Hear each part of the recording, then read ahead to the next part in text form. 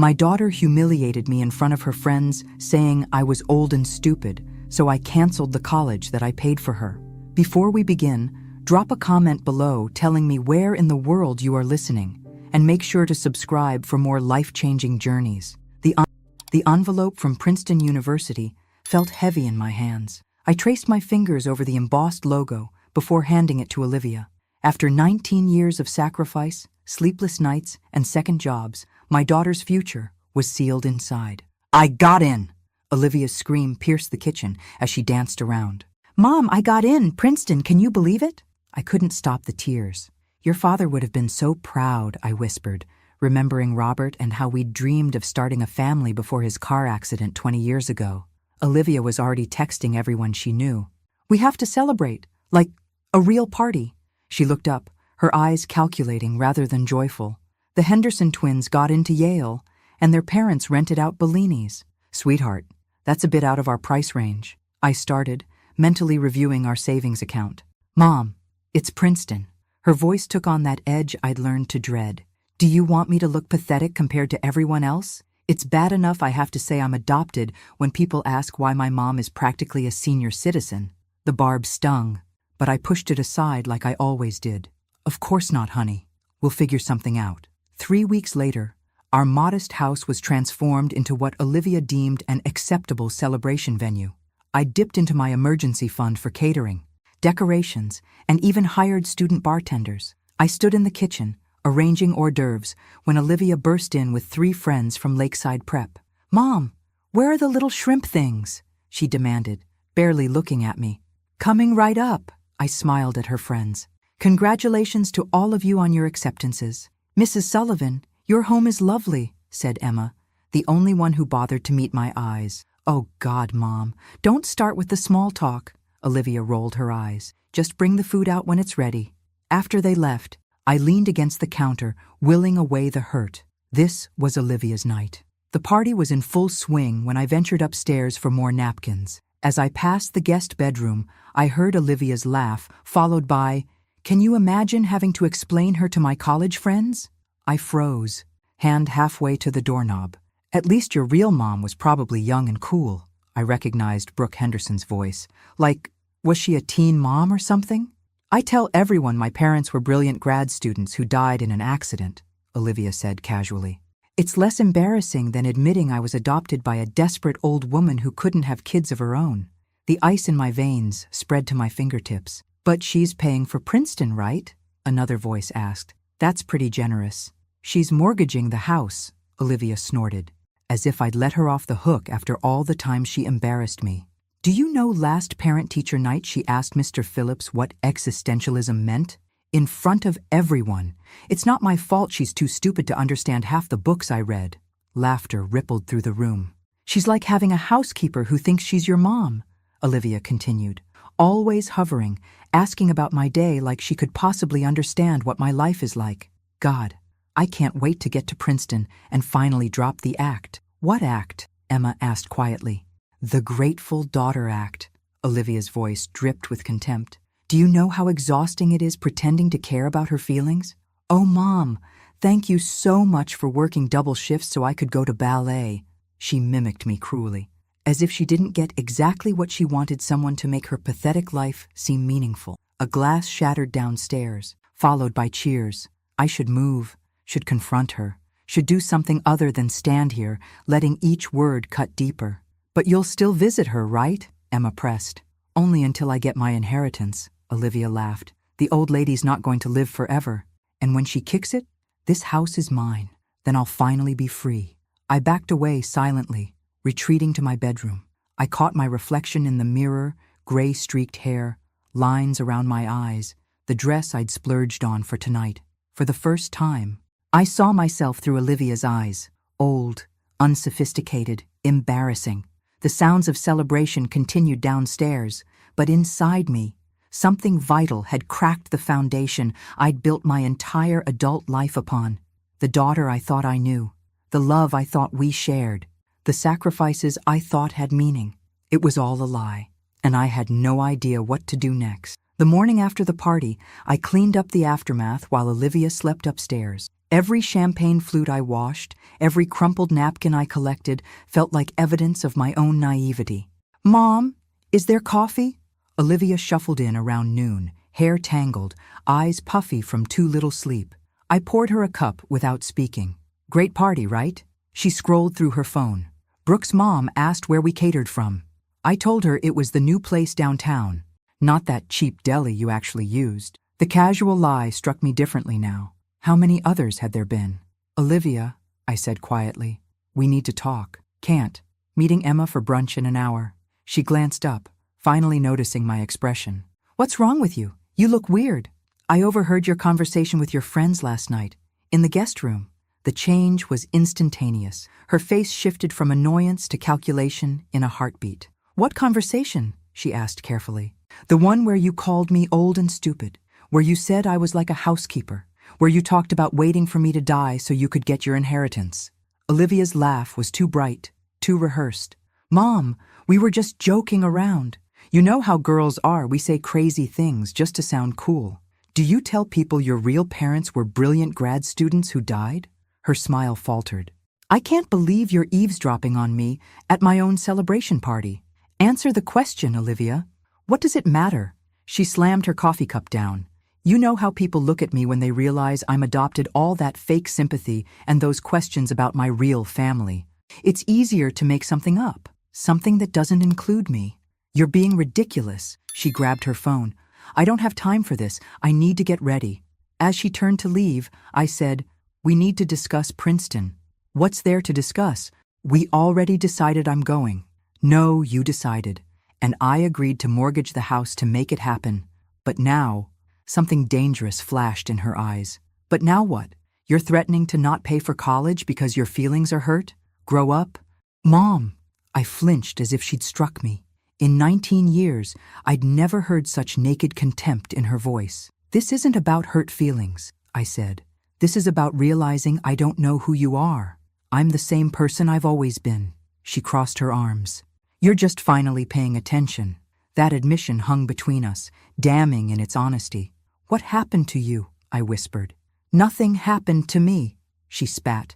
"Maybe this is who I've always been, and you were too desperate for someone to love you to notice." The cruelty was so calculated, so precise, I knew instantly she'd thought these words before. "Go to your brunch," I said, my voice eerily calm. "We'll continue this conversation when you get back." "There's nothing to continue." She grabbed her purse. "Just get over it and go back to planning how you'll redecorate my room when I leave for Princeton." After she slammed the door, I sank into a kitchen chair. In the quiet of our home, I tried to reconcile the daughter I thought I knew with the stranger who'd just walked out. I pulled out my phone and called the one person who might help me make sense of this. "Susan, it's Margaret. I need to talk to you about Olivia." My oldest friend hesitated before answering. "I've been waiting for this call for years, Maggie. Remember when Olivia was 16 and she told you I couldn't make your birthday dinner because I was sick?" Susan's voice crackled through the phone. "Yes," I replied, a knot forming in my stomach. "I wasn't sick. She called me that morning and said you wanted to keep it just family because you were feeling sensitive about turning 55. My grip tightened on the phone. "But I specifically asked her to invite you." "That's not all," Susan continued. "Remember when you couldn't attend my sister's funeral because Olivia had that panic attack before her theater performance? Of course, I felt terrible leaving you alone that day. Maggie, I saw her backstage 15 minutes after you called to cancel. She was laughing with her castmates like nothing had happened. The room seemed to tilt. That's not possible. She was hyperventilating. I'm sorry, but it's true. I have more examples if you need them." I didn't need more, but I listened anyway as Susan detailed years of manipulation. Olivia sabotaging my friendship with Anne from book club. Olivia telling my date Richard that I'd described him as financially unstable. Olivia losing birthday gifts from friends and later selling them online. "Why didn't you tell me?" I finally asked. Susan sighed. "I tried, subtly, many times, but you always had an explanation, a justification. After a while, it seemed kinder to let you believe what you needed to believe." After hanging up, I sat motionless at the kitchen table. Then, with sudden determination, I climbed the stairs to Olivia's room. I'd never invaded her privacy before. Now, I opened drawers, checked under the mattress, rifled through her desk. In the back of her closet, I found a shoebox filled with jewelry I thought had been lost years ago. My mother's pearl earrings, the bracelet Robert gave me on our 5th anniversary, even the sapphire pendant that had supposedly been stolen during a break-in. Under her bed was a leather-bound journal with a small lock. The key was on her keychain, the one she'd left behind in her rush. My hands trembled as I opened it, knowing I was crossing a line. The first entry was dated 3 years ago. Another day of playing the perfect daughter. Sometimes I think I deserve an Oscar for this performance. M bought me that stupid laptop for getting straight A's, as if I would accept anything less than top of the line. Told her it would help with college applications, and watched her practically empty her savings account. So predictable. I flipped forward, each page more damning than the last. M thinks I'm at SAT prep on Thursdays, actually going to Tyler's house. His parents are never home, and he always has good stuff. If M ever found out I was drinking, she'd probably cry for days. So pathetic. The most recent entry made my blood run cold. Met with Dr. Hansen about M's cognitive decline. He wouldn't commit to anything without seeing her, but gave me information about power of attorney. Once I'm 21, if I can document enough concerning behaviors, I could potentially manage her finances. 2 more years of playing the devoted daughter, then the house is as good as mine. She'll never know what hit her. I closed the journal, feeling physically ill. This wasn't teenage rebellion or normal growing pains. This was calculated, long-term deception. My phone pinged with a notification from my banking app, a $500 charge at Nordstrom that I hadn't authorized. I checked my wallet. My credit card was still there, but I remembered Olivia asking to borrow it last week to buy textbooks online. With shaking hands, I logged into my account to see months of unexplained charges. High-end restaurants, clothing stores, rideshare services to addresses I didn't recognize. I opened her laptop, password protected, of course, but I knew her patterns. I tried Princeton 2025 and was immediately granted access. Her email confirmed everything. Correspondence with Princeton about the exclusive summer program in Oxford she'd never mentioned. Messages to friends mocking my career, my education, my appearance. A draft letter to her high school counselor explaining why she was rejecting a full scholarship to State University in favor of Princeton.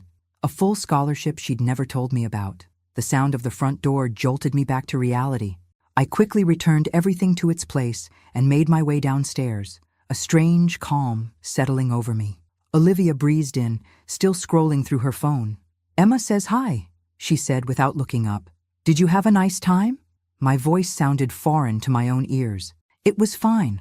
Look, about earlier. I've been thinking," I interrupted. "You're right. I overreacted." Suspicion flashed across her face, quickly replaced by satisfaction. "Good. I knew you'd see reason. We should start making plans for Princeton. There's so much to do before September." Relief washed over her features. She thought she'd won, just like always. But as I smiled and nodded while she chattered about dorm decorations, I made a silent vow. This would be the last time Olivia Sullivan manipulated me. The game was about to change. The law office of Wilson & Associates occupied the 10th floor of a modest building downtown. Benjamin Wilson, my late husband's friend and our family attorney for 20 years, greeted me with a warm handshake. "Margaret, it's been too long," he said, guiding me to his office. "When you called, you mentioned some unexpected news?" I settled into the chair across from his desk. "Yes, it's about Robert's investment in that tech startup, NeuroSync." Ben nodded, recognition crossing his features. "The one you always called his lottery ticket?" "That's the one." I smiled faintly.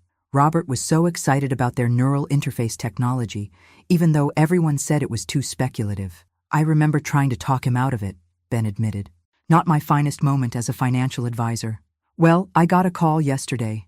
NeuroSync has been acquired by Mindframe Industries." I slid the paperwork across his desk. Apparently Robert's lottery ticket just paid off. Ben's eyes widened as he reviewed the documents.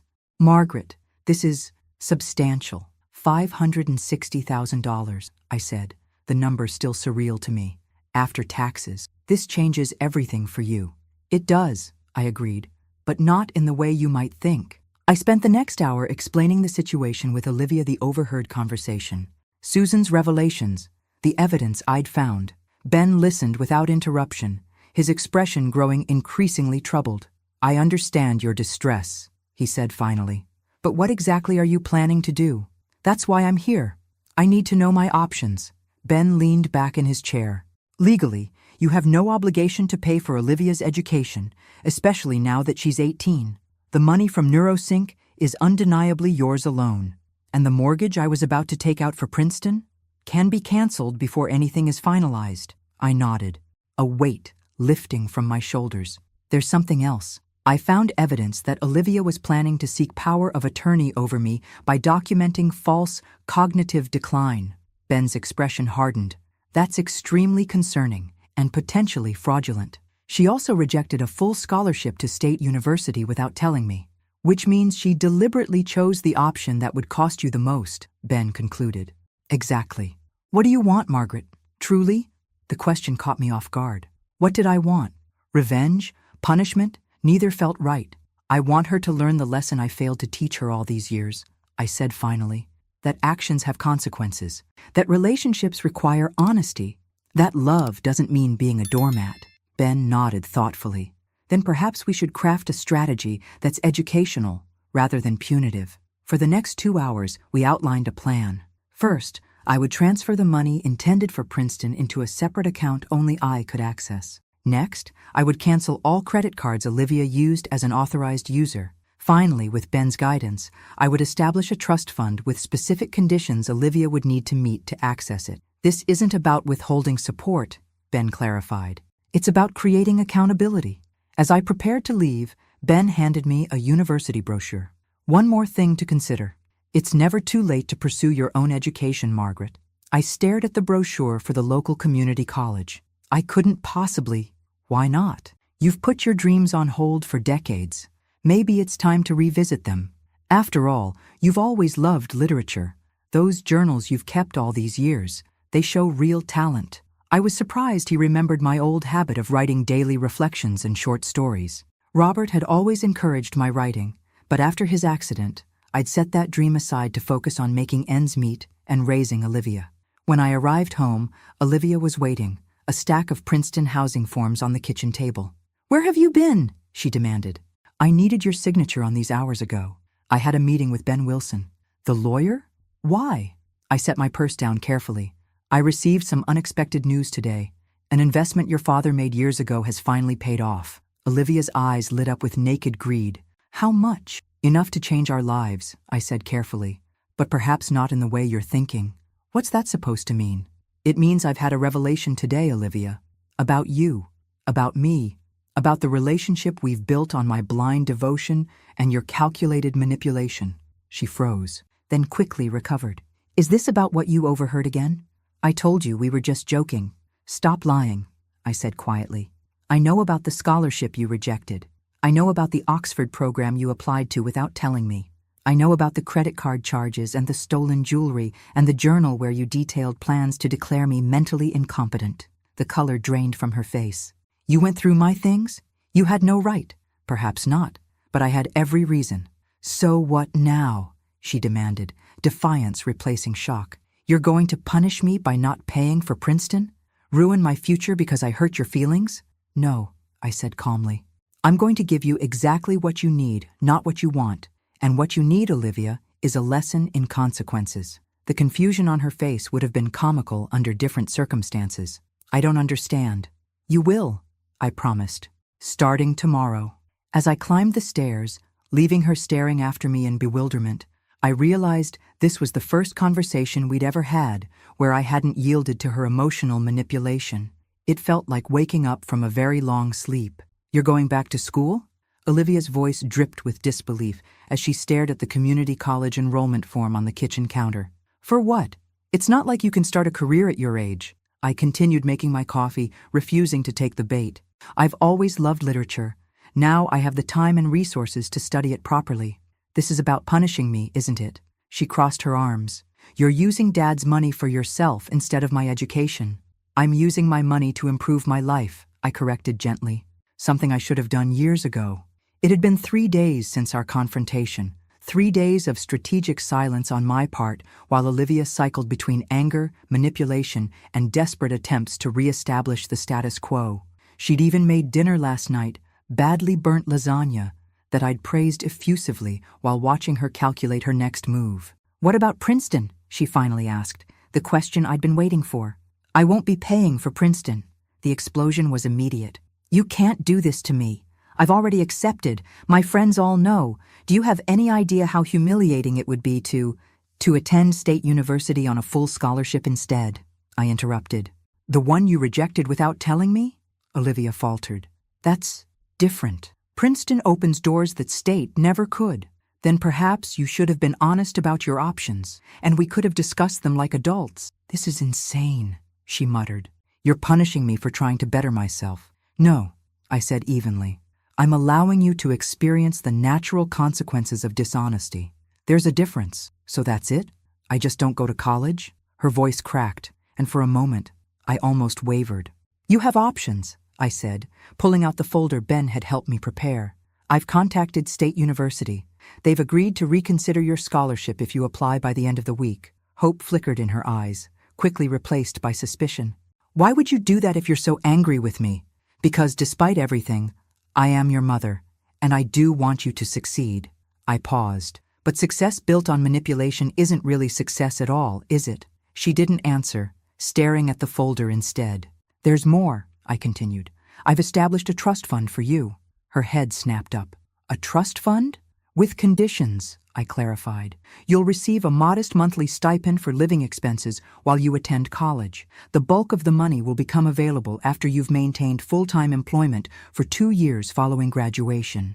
"2 years?" she spluttered. That's forever.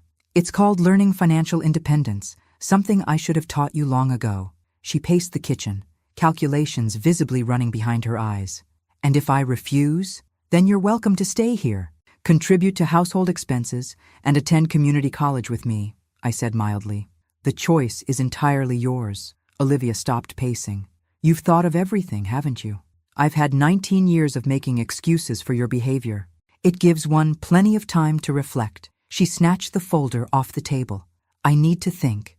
"Of course," I nodded. "In the meantime, I've canceled all your credit cards and transferred your car insurance to your name. The bills are in the folder." "You can't be serious." "Completely serious," I said. "Oh, and Olivia?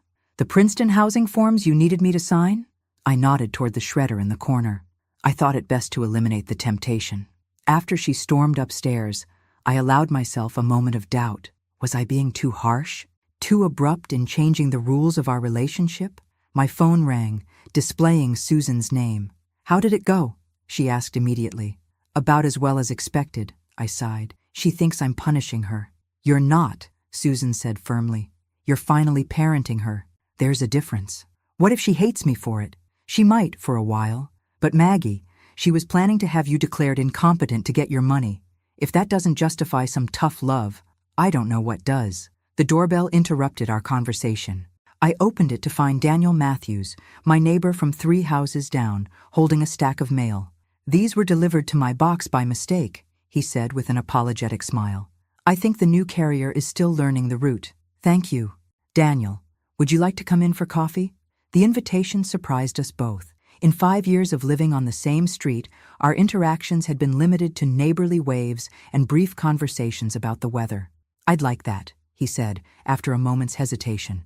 As we settled in the kitchen, I found myself studying him properly for the first time. A professor of English literature at the community college, according to neighborhood gossip. Divorced, no children, around my age. "You seem different," he observed, accepting the coffee I offered. "Different how?" He considered his answer carefully. "More present somehow. Usually when we talk, it feels like you're halfway somewhere else." The observation was startling in its accuracy. How long had I been living that way, physically present but mentally consumed with Olivia's needs and wants? "I'm making some changes," I said simply. "Good changes, I hope?" I thought about the enrollment form on the counter, the trust documents in Ben's office, the canceled credit cards, and the shredded Princeton paperwork. "Necessary ones," I replied. From upstairs came the sound of a door slamming, followed by muffled cursing, as Olivia discovered another consequence of her actions. The home Wi-Fi password had been changed. Daniel raised an eyebrow. "My daughter is learning some difficult lessons," I explained. "Ah," he nodded. "The famous Olivia. I've seen her coming and going, but never had the pleasure of an introduction." Trust me, pleasure isn't the word I'd use right now. He laughed, and I found myself joining him, the first genuine laughter I'd experienced in days. You know, he said, glancing at the enrollment form. I teach Introduction to American Literature at the college, Tuesday and Thursday evenings. Are you recruiting potential students, Professor Matthews? Just offering information, he smiled. The class has a good mix of traditional and returning students. You might find it interesting. As he left, I realized what had been missing from our brief interaction, the constant calculation of how each word and gesture would impact someone else's emotional state. The exhausting vigilance I'd maintained for years with Olivia, talking with Daniel had been easy, natural, refreshing. I picked up the enrollment form. Decision made. Whatever happened with Olivia, whether she chose state university or community college, whether she eventually understood my actions or resented them forever, I would no longer structure my entire existence around her reactions. For the first time in decades, I was making a choice solely for myself, and it felt like breathing after years underwater. 6 weeks later, I sat in Professor Matthews's classroom, heart pounding as he returned our first analytical essays. The red A on my paper sent a thrill of accomplishment through me that I hadn't experienced in years. Excellent insights on Fitzgerald's use of symbolism. Margaret, Daniel Professor Matthews in this context, commented as he passed my desk. Your perspective on the green light was particularly refreshing. Heat rose to my cheeks at the praise. At 58, I was old enough to be the mother of most students in the class. Yet here I was, blushing like a schoolgirl. Don't forget, your group presentations on Hemingway are next Tuesday, Daniel reminded the class as we packed up. Margaret, could I speak with you for a moment? I approached his desk, clutching my essay. How are things at home? He asked quietly. He knew the broad strokes of my situation with Olivia. Over coffee after that first visit, I'd found myself unexpectedly unburdening to this near stranger who listened without judgment. Tense, I admitted. She's accepted the scholarship at State, but is treating it like exile to Siberia. Every conversation becomes a referendum on how I've ruined her life. Daniel nodded sympathetically. The hardest lessons are rarely appreciated in the moment. I keep wondering if I'm being too harsh. From what you've told me, you're finally being appropriately firm after years of enabling behavior that wasn't serving either of you. His validation eased the persistent guilt I'd been carrying. Thank you. I needed to hear that. That's not why I asked you to stay, though. He smiled, suddenly seeming almost nervous. The English department is hosting a lecture series on Gothic literature next month. I wondered if you might be interested in attending. As your student? I clarified, my heart inexplicably racing. As my guest, he specified, outside of our academic relationship. Wouldn't that create a conflict of interest? I asked, genuinely concerned. Daniel nodded. I've already spoken with the department chair. If you're comfortable with it, another professor would grade your remaining assignments this semester to avoid any ethical issues. His thoughtfulness touched me. You've really considered this. I have, he admitted. I value our intellectual connection too much to compromise it with impropriety. In that case, I'd like that very much. Walking to my car, I caught my reflection in a storefront window and paused. When had I started standing straighter? When had the perpetual worry lines between my brows softened? When had I last purchased clothes for myself, not on clearance? The woman looking back at me was still recognizably Margaret Sullivan, but something fundamental had shifted, a confidence that came not from external validation, but from rediscovering my own worth. At home, Olivia sat at the kitchen table surrounded by paperwork, scowling at her laptop. State's honors housing is already full, she announced without preamble. I have to choose between the regular dorms or a shared apartment off campus. What does your budget allow for? I asked, setting down my book bag. The question clearly irritated her. Since implementing our new financial arrangement, I'd refused to solve such problems for her. The apartment would be cheaper if I find 2 roommates, she admitted reluctantly. But I don't know anyone at State. Sounds like an opportunity to meet new people, I suggested. Starting dinner preparations. Olivia watched me with narrowed eyes. You're different lately. Am I? I don't know. Less available. The observation was telling.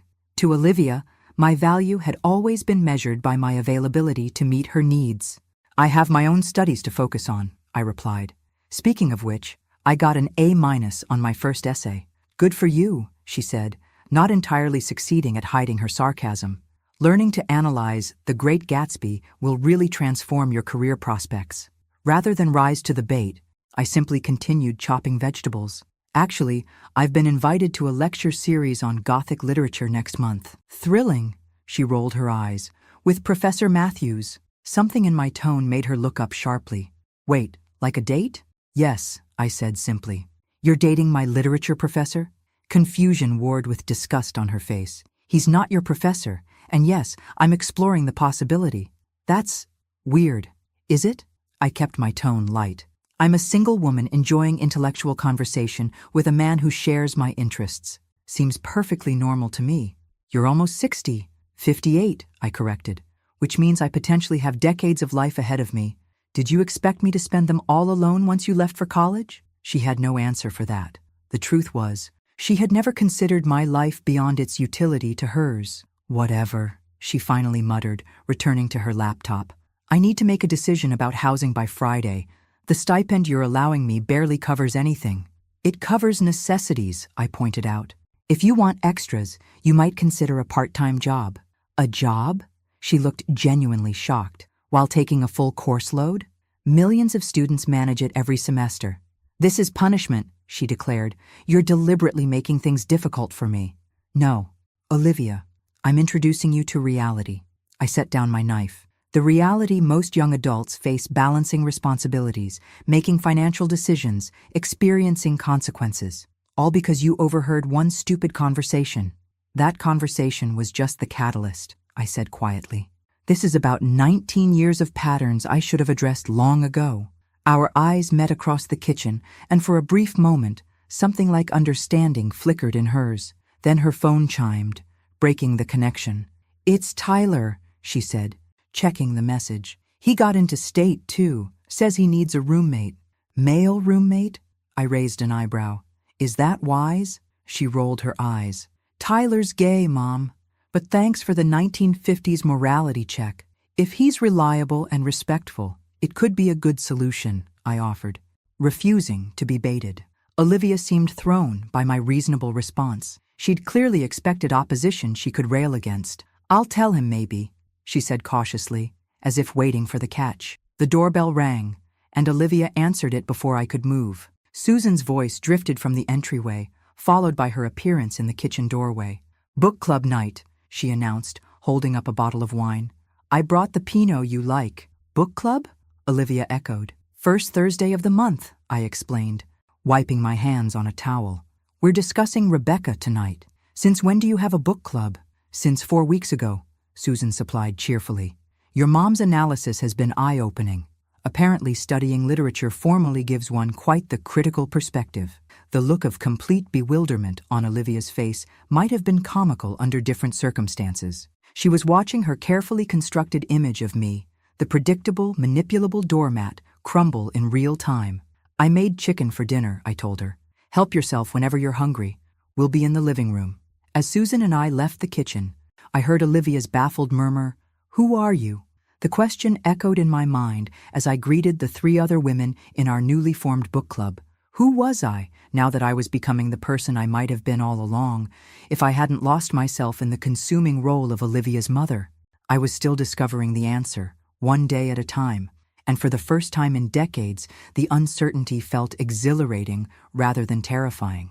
You're not even listening to me. Olivia's voice escalated, filling the kitchen with her frustration. I heard every word, I replied calmly, looking up from my textbook. You don't want to attend state's orientation because it conflicts with Brooke Henderson's Hamptons weekend. I simply asked if missing the official welcome events was wise. This isn't about orientation. This is about you controlling every aspect of my life now. I closed my book. No, Olivia. This is about you facing the reality that actions have consequences. You rejected a scholarship without consulting me, lied about other opportunities, and deliberately misled me about your intentions. Now you're living with the results of those choices. It was one stupid conversation, she shouted. One time I vented to my friends and you've completely overreacted. Is that what you think this is about? One conversation? What else? I took a deep breath. It's time we had complete honesty between us. Follow me. Curiosity temporarily overriding defiance, She followed me to my home office. I unlocked the bottom drawer of my desk and removed a thick folder. "What's that?" "Evidence," I said, laying out the contents on my desk. Bank statements showing unauthorized charges on my credit cards. Photographs of jewelry you claimed was stolen that I found hidden in your closet. Printouts of social media posts where you ridiculed me to your friends. Your journal entries describing plans to have me declared mentally incompetent. She stared at the damning collection, color draining from her face. "This isn't about one conversation, Olivia. It's about a pattern of deception and manipulation that I enabled for years." "You went through my private things," she whispered, unable to muster her usual indignation in the face of such overwhelming evidence. "Yes," I acknowledged. "After 19 years of respecting boundaries, you consistently violated." "So what now?" she demanded, anger returning. "You've got your file of evidence. Are you throwing me out? Disowning me?" "No," I said gently. "I'm giving you the gift I should have given you years ago, the chance to become a responsible, ethical adult. By controlling my money? By forcing me to go to state instead of Princeton? That's your idea of a gift? By allowing you to experience natural consequences rather than shielding you from them," I corrected. "Princeton was never your right. It was a privilege you hadn't earned." "Hadn't earned?" she scoffed. "I had the grades. I got accepted. And you lied about your alternatives, manipulated me into financial arrangements that would have crippled my future, and showed contempt for the very person you expected to fund your ambitions." I gathered the papers back into the folder. "That's not earning anything, Olivia. That's exploiting someone's love for you." She fell silent, a flicker of something like shame crossing her features before hardening into resentment. "So that's it? We're done? You've made your point?" "We're not done. We're just beginning a new chapter." I handed her an envelope. "This came for you today, from State." She opened it reluctantly, scanning the contents. "They want me to apply for their honors literature program," she said, confusion evident. "But I'm pre-law. They were impressed by your essay. Professor Winters, the department chair, thought you showed particular promise in literary analysis." "How would he even see my application essay?" I hesitated. "I may have shown it to Daniel Professor Matthews, who shared it with colleagues. He thought your writing was exceptional." "You did what?" Her indignation was immediate. "That was private. It was a college application essay, Olivia, not a diary entry. And it's resulted in an opportunity you wouldn't have had otherwise. An opportunity I don't want. I'm pre-law, not some English major." "Then decline," I said simply. "But consider why you're so set on law. Is it because you're passionate about it, or because it fits the narrative you've constructed about your future?" She stared at me, momentarily speechless. It was perhaps the first time I'd directly challenged the carefully curated image she'd built of herself. "You don't know me at all," she finally said. "I know you better than you think," I countered. "I know you've been writing short stories since you were 12, stories you hide in a folder labeled Calc Notes on your laptop. I know you spend hours analyzing film adaptations of classic novels, but tell everyone you're watching for the costumes. I know you light up when discussing character motivations, but force yourself to sound equally enthusiastic about constitutional law." Her expression shifted from defiance to vulnerability so quickly it stole my breath. For a brief moment, my actual daughter, not the calculated persona she'd perfected, looked back at me. "When did you figure all that out?" she asked quietly. "I've always seen you, Olivia, even when you thought I was blind to everything but my own need for your approval." She swallowed hard. "It doesn't matter anyway. Literature doesn't pay the bills. Neither does an undergraduate degree in political science," I pointed out. "Law school comes after, regardless of your major." She fingered the invitation, conflict evident in her expression. "I'd still be stuck at State, where you'd have a chance to define yourself on your own terms, not through the prestige of an institution." "Is that what you're doing? Redefining yourself?" The question held no sarcasm for once. "I'm rediscovering the person I set aside to become what I thought you needed," I corrected. "There's a difference.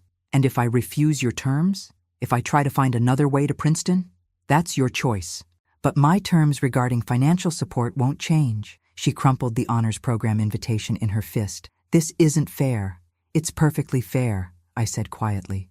"It's simply not what you wanted." "I hate this," she whispered, and for the first time in our confrontation, I glimpsed genuine emotion rather than tactical display. "I hate feeling trapped. That's not a pleasant feeling, is it? Now imagine how I felt when I discovered your plans to have me declared incompetent so you could access my assets." She flinched as if physically struck. "I should never have written that down," she muttered. "The problem isn't that you wrote it down, Olivia. The problem is that you thought it at all." She paced the small office, agitation evident in every movement. "So what am I supposed to do now? Just surrender? Accept defeat?" "This isn't a battle," I said. "It's a crossroads. You can continue fighting against consequences or learn from them. You can cling to a version of your life that requires manipulating others, or you can begin building something authentic." Easy for you to say. You suddenly have Dad's money and your perfect professor boyfriend and your cute little book club. You get to reinvent yourself while I'm stuck with the fallout.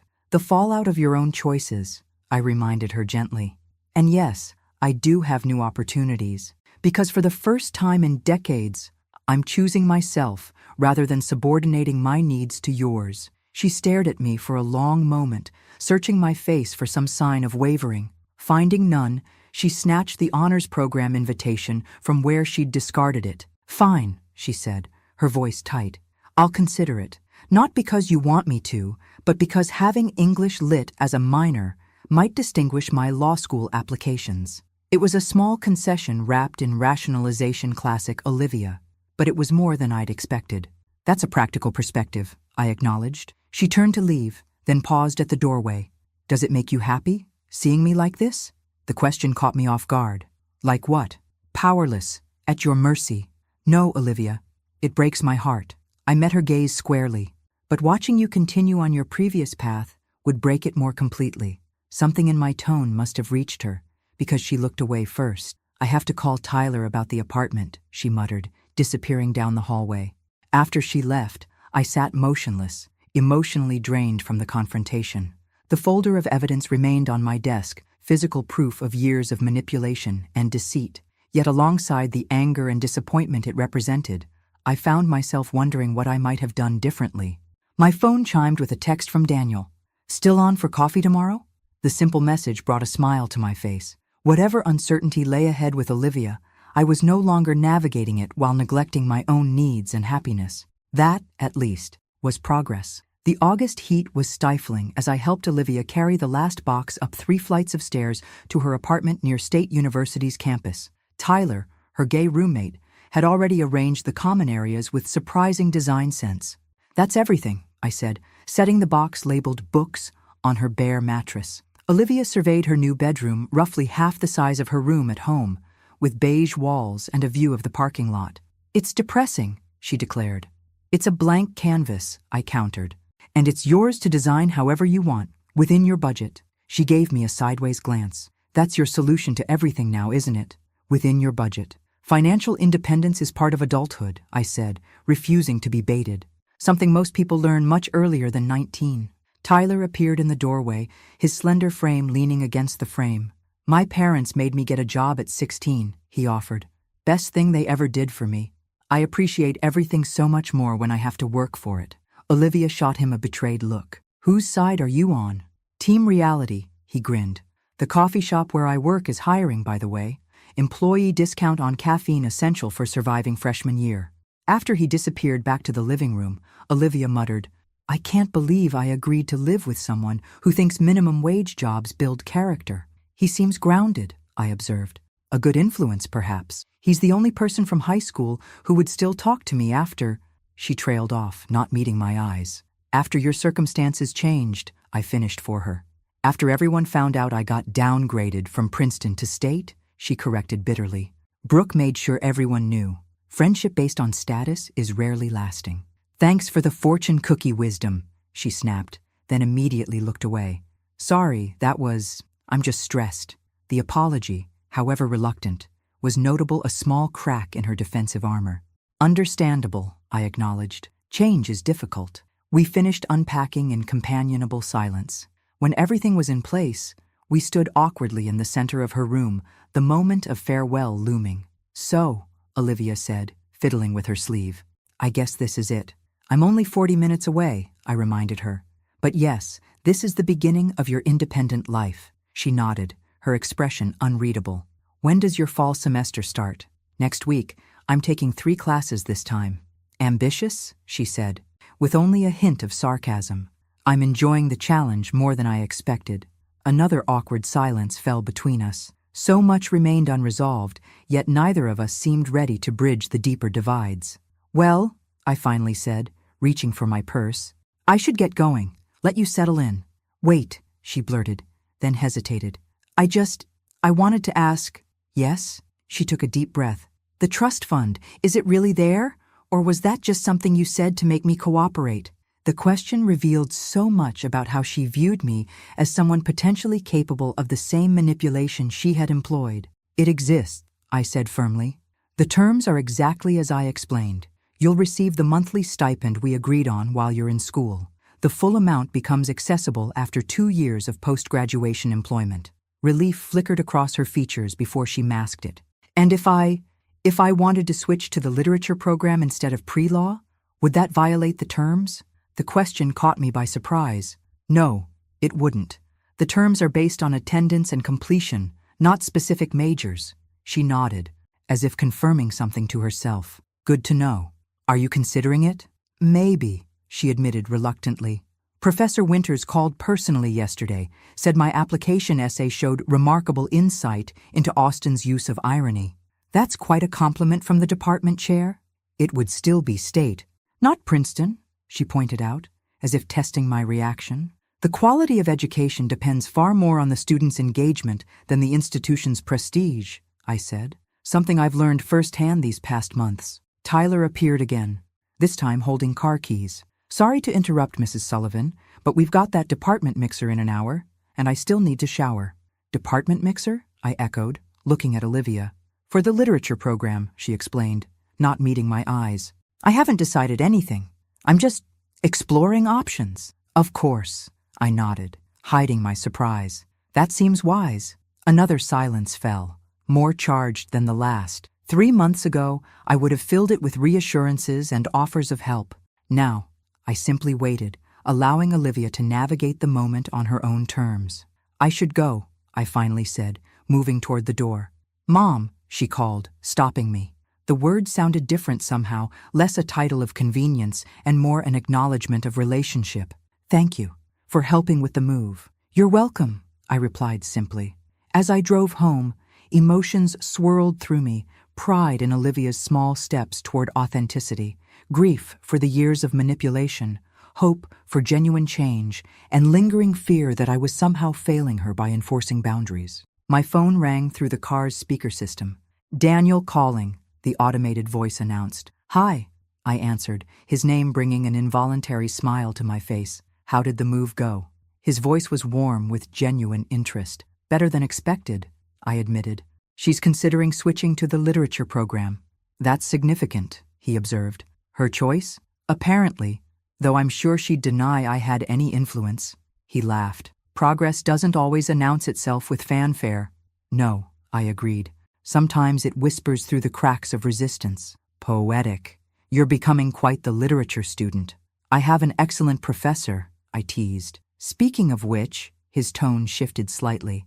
I wanted to talk to you about the Gothic Literature Lecture Series. There's been a change of venue. Oh? My colleague Professor Abernathy offered his lake house for the weekend. It would mean staying overnight. Several of the faculty are bringing partners. The implication hung in the air between us. We'd been seeing each other regularly for nearly 3 months now, but always in public settings, coffee shops, restaurants, campus events. This would be a significant shift in our relationship. That sounds lovely, I said, surprised by my lack of hesitation. Really? Relief colored his voice. I wasn't sure if it would seem too presumptuous. Daniel, I'm 58, not 18. I think I can handle a weekend away without requiring a permission slip. His laugh was delighted. You've changed so much since we first started talking, Margaret. It's like watching someone step into the light after being in shadow. The observation resonated deeply. I had been living in the shadow of Olivia's needs and manipulations for so long that I'd forgotten how it felt to stand in my own light. 3 months into the fall semester, I sat in the university auditorium watching Olivia step up to the podium. As one of 2 freshmen selected to present at the literature department's undergraduate symposium, she looked both terrified and exhilarated. Good afternoon, she began, her voice wavering slightly before finding its strength. My paper explores the parallels between economic dependency and emotional manipulation in Jane Austen's Mansfield Park and Charlotte Perkins Gilman's The Yellow Wallpaper. Pride swelled in my chest as she articulated her analysis with growing confidence. Something about her seemed different, not just her appearance, though she'd abandoned her expensive highlights and designer clothes for a simpler style, but something in her bearing. There was an authenticity to her enthusiasm that I hadn't witnessed in years. Tyler sat beside me, occasionally snapping photos for what he called the roommate archives. In the 3 months they'd lived together, he'd become an unexpected ally in Olivia's transformation. His no-nonsense approach, cutting through her manipulative tactics with disarming humor. "She's actually good at this," he whispered, as Olivia fielded questions from faculty members. "Like, genuinely good, not just faking it to impress people good." "Yes," I agreed. "I think she is." After the symposium, we waited in the lobby as Olivia accepted congratulations from professors and fellow students. When she finally approached us, her cheeks were flushed with genuine pleasure. "Professor Winters wants me to expand my paper for the regional conference in spring," she announced, barely containing her excitement. "That's wonderful," I said, resisting the urge to hug her. Our relationship remained tentative, the old patterns too easily triggered by physical proximity. "The department's hosting a dinner for the presenters," she continued, "so I can't do coffee like we planned." "Of course," I nodded. "This is a significant achievement. You should celebrate." She hesitated, shifting her weight from one foot to the other. "You could come," she offered tentatively. "To the dinner, if you want." Professor Winters said presenters could bring guests. The invitation caught me off guard. In the months since she'd started at State, our interactions had been limited to occasional coffee meetups and brief phone calls, civil but guarded, with unspoken tensions hovering beneath surface conversations. "I'd like that," I said simply. Tyler cleared his throat dramatically. "And what about the loyal roommate who's endured endless practice presentations and stress-induced kitchen messes?" Olivia rolled her eyes, but with affection rather than disdain. "Yes, Tyler, you're invited too, though I'm not sure academia is ready for your commentary." "Honey, academia needs my commentary," he retorted, linking his arm with hers. "Now, I believe you promised that if this went well, we'd finally replace that tragic futon with a real couch?" "I said we'd discuss it," she corrected, but she was smiling. As they continued their good-natured bickering, I observed with quiet amazement how differently Olivia interacted with Tyler compared to her high school friends. There was no calculation in her responses, no careful management of her image, just the natural rhythm of genuine friendship. The department dinner proved equally revealing. Seated at a round table with Olivia, Tyler, and several faculty members, I watched my daughter engage in earnest academic discussion, her perspectives thoughtful rather than performative. When Professor Winters inquired about her pre-law background, she answered with unexpected candor. "I was never actually interested in law," she admitted. "It just seemed prestigious and guaranteed to impress people." "And literature doesn't?" he asked with a raised eyebrow. "Not in the same way," she shrugged. "But I'm finding I care less about impressing people these days." Her eyes flickered to me as she spoke, a moment of silent acknowledgement passing between us. Later, as Tyler engaged the professors in a spirited debate about film adaptations, Olivia leaned toward me. "I ran into Brooke Henderson yesterday," she said quietly. "How was that?" "Weird." She traced the rim of her water glass. She was all fake nice, asking about State with this poor you expression. Then she started talking about all the amazing connections she's making at Princeton. "And how did that make you feel?" I asked carefully. Olivia considered the question seriously. 6 months ago, it would have devastated me, she admitted. But yesterday I just felt sorry for her. All she talked about was who she knows and which exclusive events she's been invited to. Nothing about what she's learning or what interests her. That's an insightful observation. I kept thinking about something Tyler said when I first moved in. He told me, "Princeton would have given you a great network, but State is giving you a self." She shook her head. It sounded like greeting card nonsense at the time, but now I think he might be right. The admission, so quietly offered, signified more progress than any academic achievement. "Tyler seems wise beyond his years," I observed. "Don't tell him that," she groaned. "His ego is unbearable enough already." We shared a small laugh, perhaps our first genuine moment of connection in months. "Mom," she said hesitantly. There's something else I wanted to tell you. Yes? I've been seeing someone from the counseling center. A therapist. The words came out in a rush. Tyler thought it might help with, everything. That's a courageous step, I said carefully, hiding my surprise. We've been talking about attachment issues and adoption trauma. She avoided my gaze. Dr. Mercer thinks some of my behaviors might stem from early childhood experiences of abandonment. That seems plausible, I acknowledged. It's not an excuse, she added quickly, for how I treated you. She's very clear about that, but it helps me understand some of the patterns. Understanding is the first step toward change. She nodded, fidgeting with her napkin. There's something else, something I've never told you. I waited, giving her space to continue at her own pace. When I was 14, I found those letters from the adoption agency, she said, her voice dropping to near whisper. The ones that mentioned I'd been returned by 3 previous families. My heart clenched. Olivia. I only saw fragments enough to piece together that I wasn't anyone's first choice, or second, or third. She swallowed hard.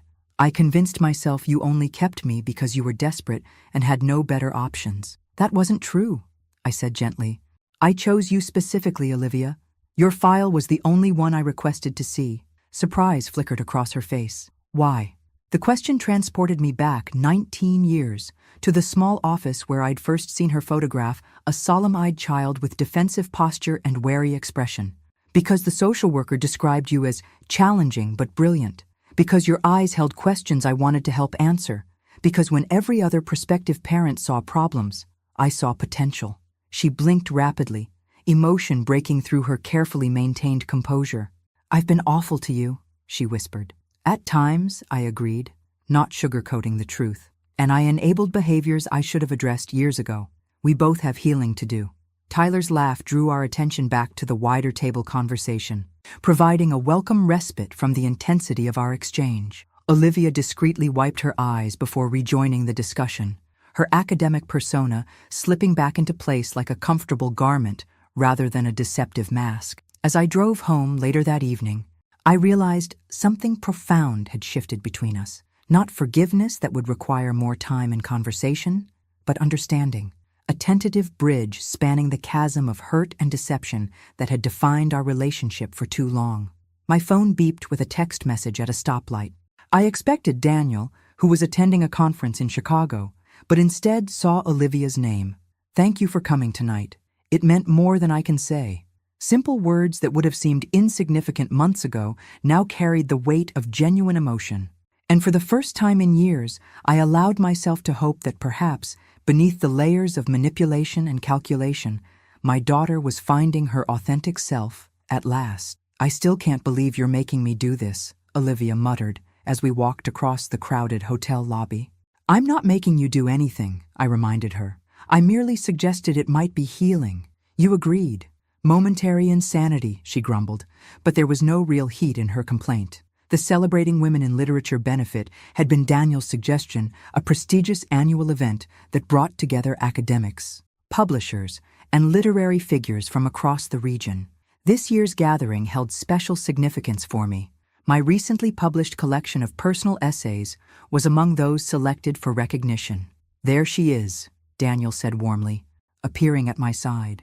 The woman of the hour. Hardly, I demurred, though pleasure at his pride warmed me through. I'm just one of 20 authors being acknowledged. The only first-time author, he corrected, placing a gentle kiss on my cheek. That makes you special.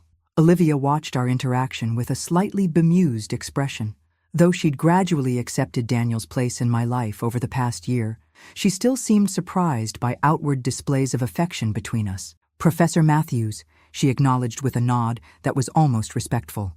Olivia, he returned with a smile, your mother tells me your research paper was accepted for publication in the undergraduate journal. Congratulations. She couldn't quite hide her pride. It's not a big deal. Publishing as a sophomore is absolutely a big deal, he countered, especially in a peer-reviewed journal. Before she could respond, a familiar voice called my name. I turned to see Susan approaching, elegant in a navy dress I'd helped her select for the occasion. There's my literary star, she beamed, embracing me tightly. I've already told everyone at my table that I knew you when you were just a harried mom with a secret notebook of stories. Hardly a star, I protested. But thank you for coming. As we settled in, I scanned the room out of habit, noting the elegant decorations and diverse attendees. My gaze stopped abruptly on a familiar face 3 tables away. Brooke Henderson sat with her parents, her expression sour as her mother chatted animatedly with table mates. When she noticed my gaze, her eyes widened in recognition before she deliberately looked away.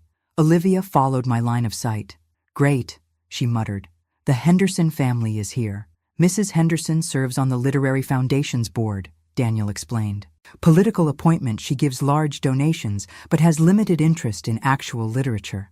"That tracks," Olivia said dryly. Throughout dinner, I caught Brooke stealing glances at our table, her curiosity evident despite her affected disinterest. When the awards portion of the evening began, she leaned forward attentively as the foundation director announced each honored author. "Our next recognition goes to a remarkable new voice in personal essay," the director announced. "Margaret Sullivan's collection, Second Chapters, chronicles her journey from devoted single mother to rediscovering her own identity in middle age. Please welcome Margaret to receive her award." The applause that accompanied my walk to the stage was surreal acknowledgement from literary peers for words I'd hidden in private notebooks for decades. "Thank you," I said simply when handed the elegant crystal award. For most of my adult life, I defined myself through one primary role model. It was only when that role was challenged that I discovered the person who existed beyond it. Second Chapters is dedicated to anyone who has ever wondered if it's too late to reimagine their story. It never is. The brief speech earned warm applause as I returned to our table. Daniel squeezed my hand, his pride palpable, while Susan discreetly wiped tears. Olivia's reaction surprised me, most genuine admiration, mixed with something that looked almost like regret. "Congratulations," she said quietly. "It's really good, Mom. The book. I mean it." The acknowledgement from the daughter who'd once mocked my intelligence was perhaps more meaningful than the award itself. As the ceremony concluded and guests began to mingle, Mrs. Henderson approached our table, Brooke reluctantly in tow. "Margaret Sullivan," she exclaimed with practiced charm, "your essay collection was simply marvelous, so raw and honest about the sacrifices of motherhood." "Thank you," I replied politely. "And Olivia," her gaze shifted to my daughter. "Brooke tells me you're at State now. How nice." The slight pause conveyed volumes about her assessment of State compared to Princeton. "It's been transformative," Olivia replied with unexpected poise. "The literature program is exceptional." "Literature?" Mrs. Henderson's perfectly shaped eyebrows rose. "I thought you were pre-law." "I discovered my actual passion rather than following a prescribed path," Olivia said, her voice steady. "State's program has given me opportunities I wouldn't have found elsewhere." Brooke's expression soured further. "Like what?" "Publishing research as a sophomore, for one," Daniel interjected smoothly. "Olivia's analysis of economic dependency in classic literature has received considerable attention." "How fascinating," Mrs. Henderson replied with the automatic response of someone who found it anything but. "Well, we should circulate. Lovely to see you all doing so." "Well." As they departed, Olivia released a breath. "That was satisfying," Susan supplied with a grin. "I was going to say weird," Olivia admitted. "A year ago, I would have been devastated by her condescension. Now, it just seems sad." "Progress," Daniel noted. The evening continued with introductions to publishers, academics, and fellow writers, a world I'd never imagined myself occupying. Through it all, Olivia remained by my side, observing with quiet interest rather than the resentment I might have expected from her former self. As the event wound down, we found ourselves in a quiet corner of the lobby, waiting for the valet to bring our cars. "Thank you for coming tonight," I told Olivia. "It meant a lot to have you here." She shrugged, but the gesture lacked its former dismissiveness.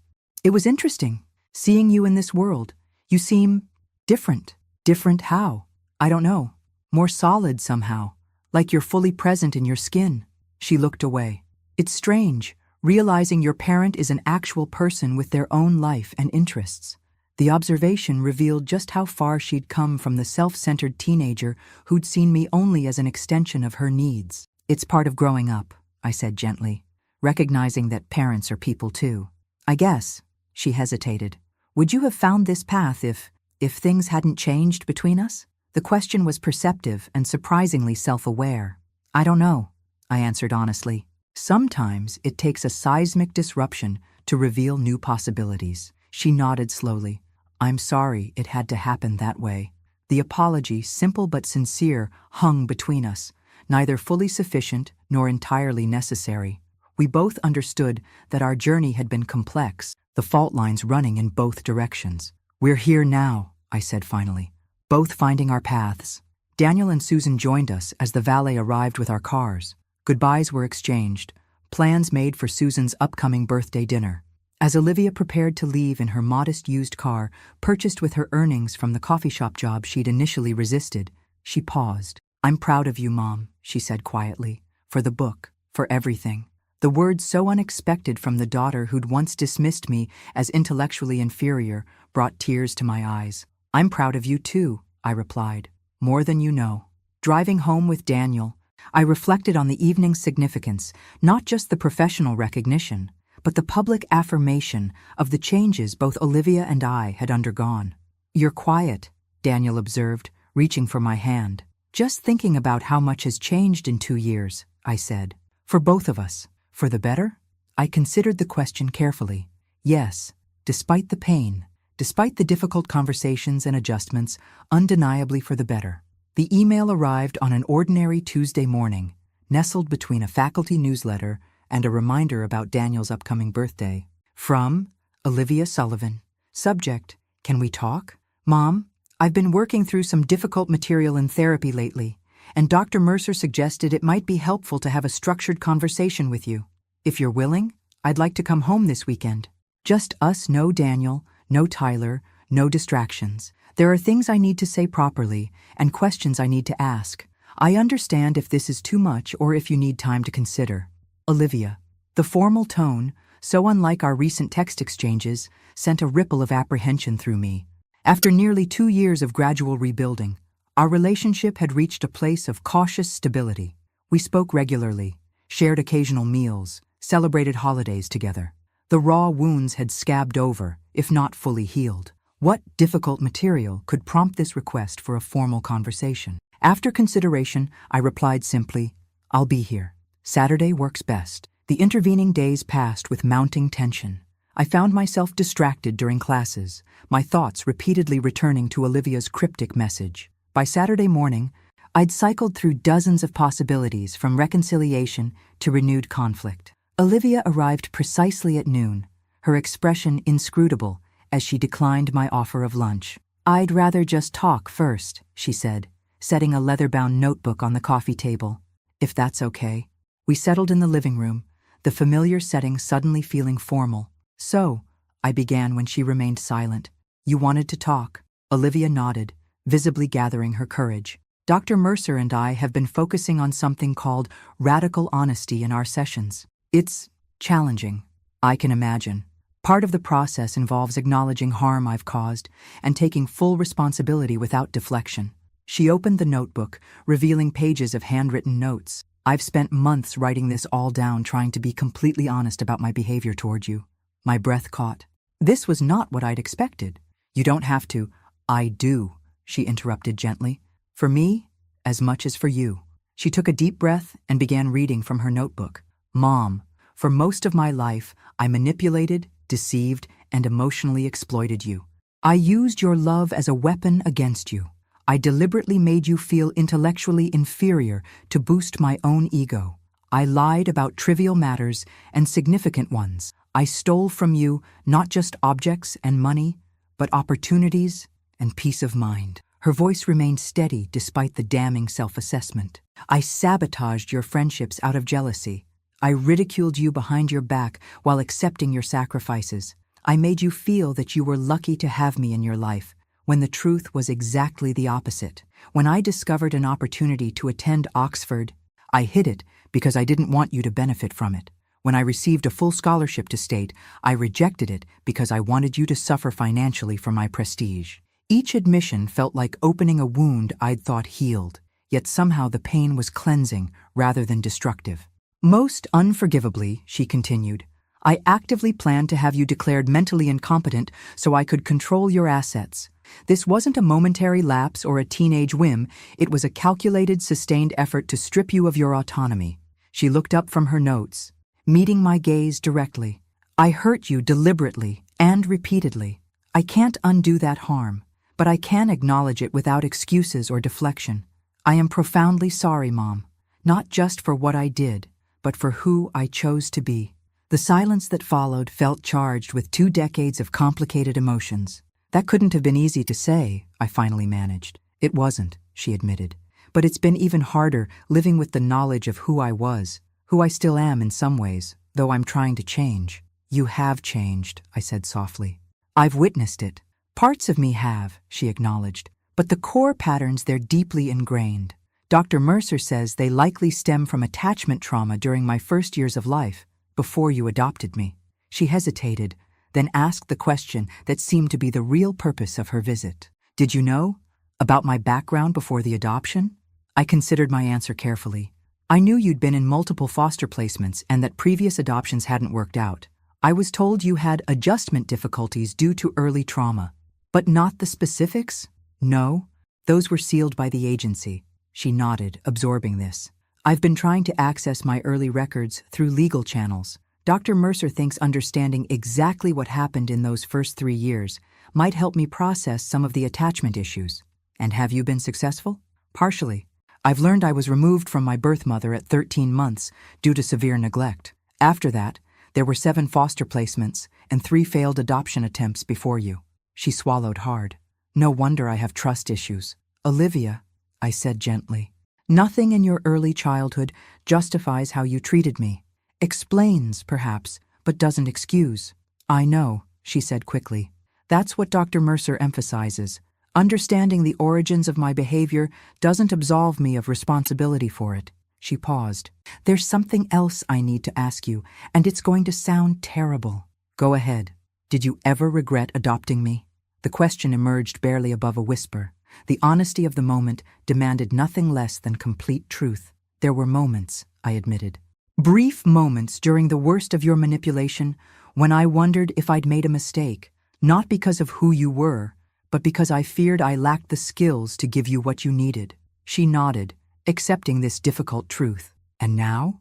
Now I understand that we've both been on necessary journeys. My enabling wasn't helping you become the person you could be, just as your manipulation wasn't allowing me to become the person I needed to be.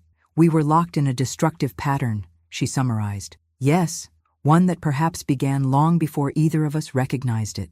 Olivia closed her notebook. There's one more thing I want to tell you. I've been offered a semester abroad at Oxford, the program I originally hid from you. That's wonderful, I said sincerely. When would you go? Next spring. It's fully funded through a departmental scholarship. You should absolutely accept. She shook her head slightly. 2 years ago, I wanted Oxford as an escape away to reinvent myself where no one knew me. Now I'm considering it for the actual academic opportunity. That's significant growth, I observed. There's another option too, she continued. Professor Winters has offered me a research assistant position for his book project. It would mean staying at State, but potentially getting published as a co-author. Both sound like excellent opportunities. The old Olivia would have chosen Oxford for the prestige, she said thoughtfully. I'm trying to make this decision based on what actually serves my growth, not my ego. That's all any of us can do, I said. Make the best decisions with the understanding we have at the time. We moved to the kitchen after that, the formal atmosphere of the living room no longer necessary. As I prepared a simple lunch, our conversation shifted to lighter topics: her classes, my writing projects, Daniel's sabbatical plans. Yet underlying the ordinary exchange was a new foundation, one built on mutual respect rather than manipulation and enabling.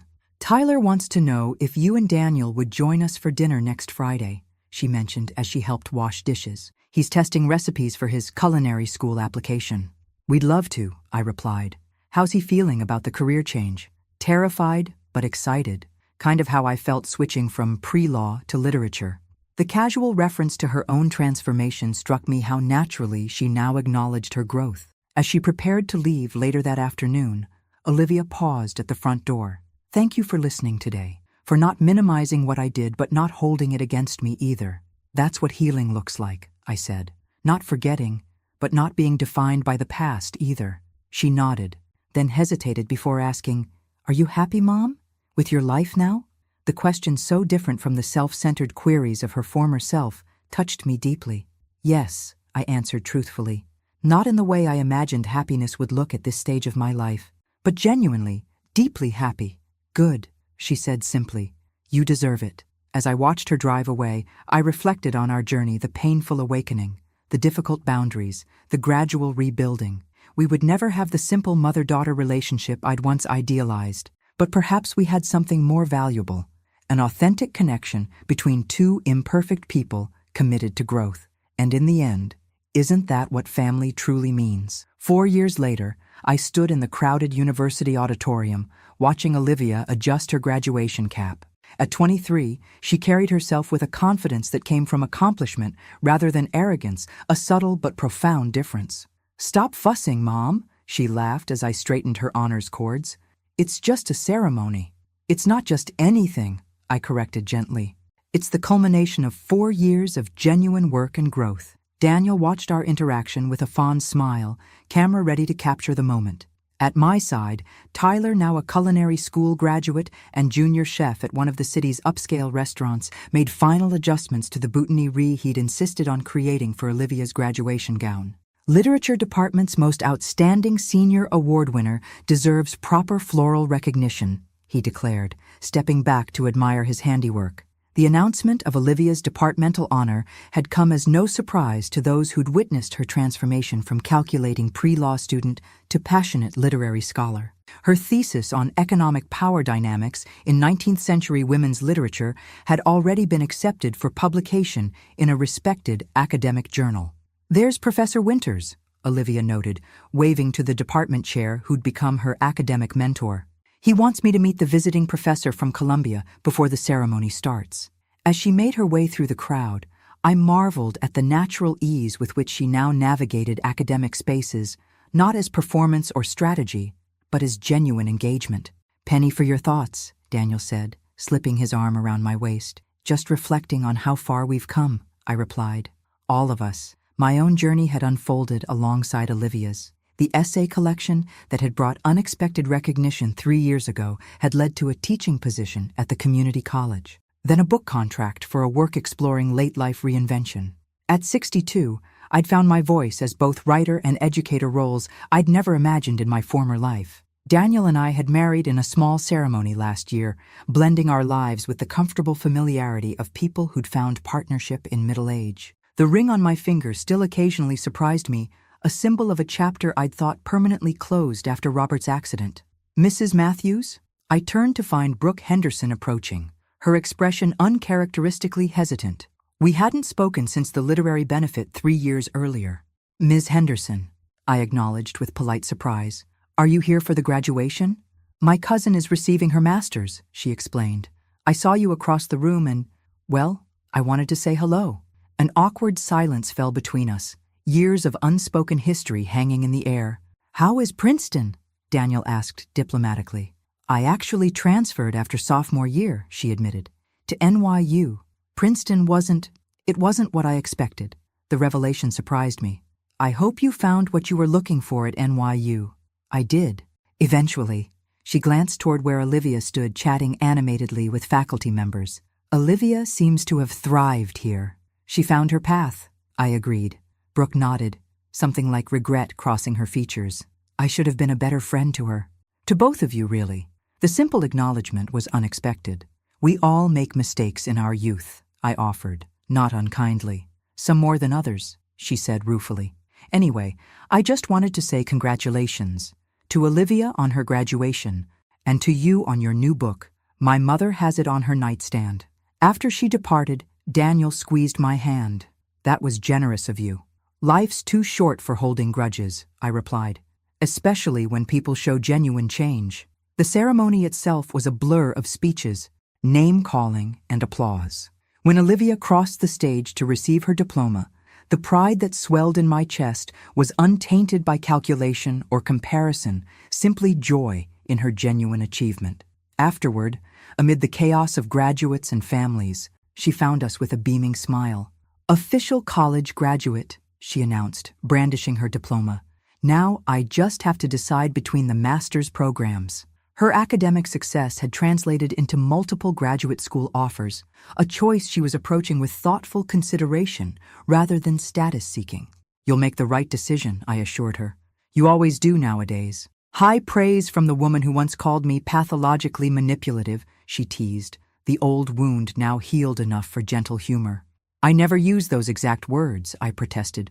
"Close enough," she laughed. Our celebratory dinner that evening brought together the small circle that had become our unconventional family, Daniel and me, Olivia and her boyfriend, Michael, a thoughtful history student she'd met through the honors program, Tyler and his partner, James, and Susan with her new husband, Paolo. As conversation flowed around the table, I found myself observing rather than participating, struck by the natural authenticity of our interactions. There was no performance here, no calculated impressions or strategic posturing, just genuine connection among people who had chosen to be in each other's lives. Later, as dessert plates were cleared, Olivia clinked her glass for attention. "I have an announcement," she said, her expression both nervous and excited. "I've made my decision about graduate school." All eyes turned to her expectantly. "I've accepted the fellowship at the University of Michigan," she revealed. "Their interdisciplinary program in literature and social justice is exactly what I want to pursue." "That's wonderful news," I said sincerely, even as I calculated the distance, a 4-hour drive that would take her farther from home than she'd been since starting college. "There's more," she continued. "Part of why I chose Michigan is because they've offered Mom a visiting professorship in their creative writing program for the fall semester." Stunned silence met this revelation. "They what?" I finally managed. "I might have sent them your collected essays and mentioned you were working on a new book," Olivia admitted with a mischievous smile. "Dr. Abernathy there was impressed and reached out to the department chair. The official offer should arrive by email tomorrow." "You did this?" I asked, overwhelmed by the thoughtfulness behind the gesture. "It's entirely on your merit," she assured me. "I just made the introduction. The rest was all you." "But what about Daniel? My class is here?" My mind raced through practical considerations. "It's just one semester," Daniel interjected, and I realized from his lack of surprise that he'd been in on the secret. "I've already arranged a sabbatical exchange with their English department for the same period." The careful coordination, the thoughtfulness required to arrange this opportunity without manipulating or pressuring struck me as the clearest evidence of how far Olivia had come. "You did all this for me?" I asked softly. "For us," she corrected. "You once gave me the gift of accountability when it was the last thing I wanted, but the first thing I needed. This is my way of giving you the gift of opportunity, a chance to expand your horizons just when you might be tempted to settle into comfort." The wisdom in her words and the genuine care behind them brought tears to my eyes. "When did you become so insightful?" I wondered aloud. "I had an excellent teacher," she replied simply. Later that night, as Daniel and I prepared for bed, I found myself reflecting on the symmetry of our journey. Where once I had crafted a difficult lesson for Olivia about consequences and independence, she had now created an opportunity for me that demonstrated genuine care rather than calculation. "She's really changed," Daniel observed, reading my thoughts as he often did. "The transformation goes beyond behavior to fundamental character." "Yes," I agreed, though I sometimes wonder how much was transformation and how much was revelation of what was always there beneath the defenses. "Perhaps both," he suggested. "The best growth usually is." I thought of the frightened 3-year-old I'd first met at the adoption agency, wary, withdrawn, already armored against a world that had given her little reason to trust. The calculating teenager she'd become, weaponizing charm and manipulation as survival skills. The reflective young woman who'd gradually learned to replace strategy with authenticity. None of these was the real Olivia. All were genuine facets of a complex person shaped by trauma, choice, consequence, and growth. Just as the anxious, self-sacrificing mother I'd been, the boundary-setting parent I'd become, and the confident professional I was now were all authentic expressions of my own evolving self. "What are you thinking?" Daniel asked as we settled into bed. "That life rarely gives us the stories we expect," I replied. "But sometimes, if we're brave enough to face difficult truths, it gives us the stories we need." He smiled, understanding as he always did. "And this story, has it been worth the painful chapters?" I thought of Olivia's face as she'd announced her news tonight, the genuine desire to create opportunity for me, the thoughtful consideration of what would serve my growth rather than her convenience. How far we'd both come from that devastating party where I'd overheard her cruel dismissal. Every page, I assured him, even the hardest ones. In the morning, I would find the official offer from Michigan in my inbox. Daniel and I would begin planning our semester away. Olivia would start preparing for her graduate program. Life would continue its forward motion, bringing new challenges and opportunities. But in this moment, I simply savored the knowledge that sometimes the most painful fractures create space for the most profound healing. That sometimes we must lose the relationships we thought we wanted to discover the authentic connections we truly need, and that it's never too late to begin a new chapter or to rewrite the story of who we might become. Some families are born of blood, others are forged by choice, but those that survive the flames of truth are the ones that truly matter. Thanks for listening. Don't forget to subscribe and feel free to share your story in the comments. Your voice matters.